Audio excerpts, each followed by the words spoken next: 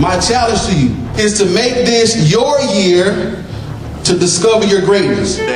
Remember this: if not now, when? And if then, why? Okay? If not now, when?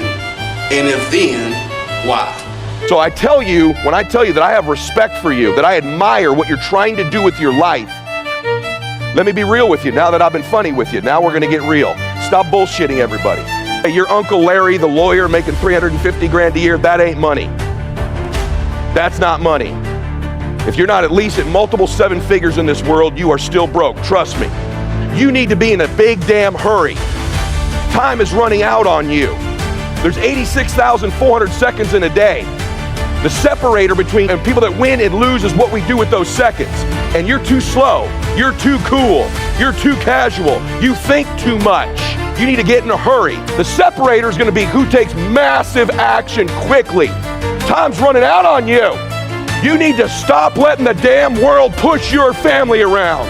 You have to look inside of yourself to see what you really want. What are you passionate about? We use these words and these little phrases of only the strong survive and all this other crap. They're all just fucking words. A human being is not so human anymore. We have the ability to go in such a space if you're willing to suffer, and I mean suffer. Your brain and your body, once connected together, can do anything. If you can, for the rest of your life, live inside of yourself. Stop listening to people who are calling you fat, gay, transsexual, nigger. Everything that is makes no sense. All these insecure people putting their insecurities on you, you gotta flush it out. You have to believe in one thing, and that is yourself. I may give you the spark, but you've got to go inside yourself to find it. Shut the fuck up, go in a room, stop talking, and you'll find it. But if you're not looking for it, you won't find it. So you gotta go start your journey. And the journey starts with you finding, why the hell am I here on this planet Earth? And then they say, now we're going to fucking start. What are you going to do now? They don't own your life. How are you going to control that now? How are you going to flip it upside down and say, Roger that, now I'm going to harness this shit, and you'll read about me years from now. Take ownership. Take extreme ownership. Don't make excuses. Don't blame any other person or any other thing. Take ownership of everything in your world, the good and the bad. Take ownership of your mistakes, take ownership of your shortfalls, take ownership of your problems, and then take ownership of the solutions that will get those problems solved. Take ownership of your mission. Take ownership of your job, of your team, of your future, and take ownership of your life. You are one decision away from changing your life. And you have to accept that. You're one new meeting, one new relationship, one new contact, one new action, one new decision away from shifting your life from where it is right now to a totally different place. Now, there's something you've been hesitating on. There's a contact you need to make, isn't there? There's a job you need to quit. There's a relationship you need to engage in. Maybe there's a relationship you need to leave.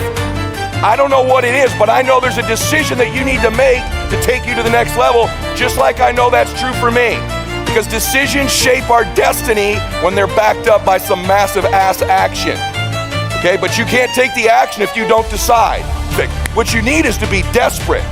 What you need is to get after it. It's unnatural to be the same person you are right now next year. You 20-year-olds should be a better 21-year-old next year. You should constantly be replacing yourself just like your bones do, just like your lungs do, just like your cells do. It's natural to be replacing ourselves, but we're around people who aren't, so we think it's natural not to. And maybe over the time of your life and your childhood and grade school, and you get into the world and business doesn't work and a relationship and you forget.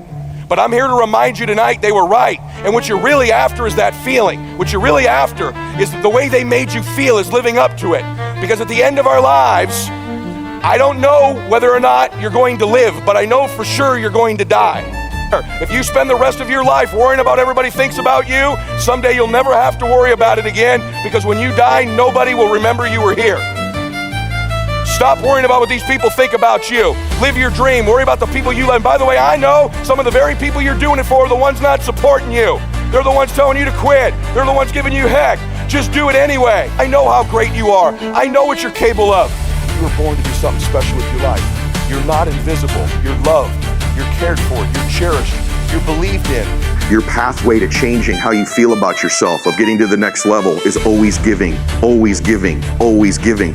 Someone's paying attention. Someone's going to tell the story of your life. Maybe your great-granddaughter will carry the legacy of your life and what you've done, but someone's paying attention to what you're doing here. You've always had that sense. You've always known your life mattered. You've always known since you were a little girl that there's something special you're supposed to be doing. And that anxiety, that fear you have is maybe you're not doing it. Because the day he slapped you on that ass, a race started. Listen to me. A race began. And it's a race that started that first day when you were born to the last day of your life. And that race is to finally reach the ultimate version of you. You're chasing down the person you were born to be, that you were destined to be. And since that day started, the world, the people around you, are trying to get you to conform to average. They're trying to get you off that track to finally meet your twin someday, the best possible version of you. Every single day has to be a pursuit to get better, to improve, to grow, to stretch, because you are ultimately chasing the destiny version of you. Every call you have, whether you go to the gym or not, you need to put it through this paradigm, through this barometer. Does this decision, does this relationship I'm in, does this choice I'm making right now put me closer to becoming that man or woman, or further away? One, think about what you're doing instead of the lead characters. You're obsessed with what other people think about you, the thing that's going to kill your dream. Stop giving people power who aren't in your book. Do your life for the leading character. You, your spouse, your children, your parents, your legacy. They're the lead characters in the story of you, of your life. And the more you focus on them, you know what? Screw that. I'm the new leading character. This woman's more beautiful, more confident, more influential, more resilient, more evangelical. This woman's just a little stronger. And you leave here in the break, you just feel different. You decide, I'm a new character. I'm a new leading character in the book of my life. Because the more you decide to take control of the narrative, of the script of your life, and you live your dream, the more likely at the end of your life, you're gonna meet that dude. I want you to have a happy life. I came here today because I want you to believe and know that you can be happier, that you can win, that you can have intentions to do something great with your life. And it's okay to want that. I'm a big believer in you, man. I know that you have the DNA of the King of Kings running through you, brother. I know you can do something great with your life, sister. I know you can. And there was some point in your life when you were a little boy or a little girl that you thought you were special. You knew you weren't average and ordinary. Maybe you forgot, but there was a moment, I promise you,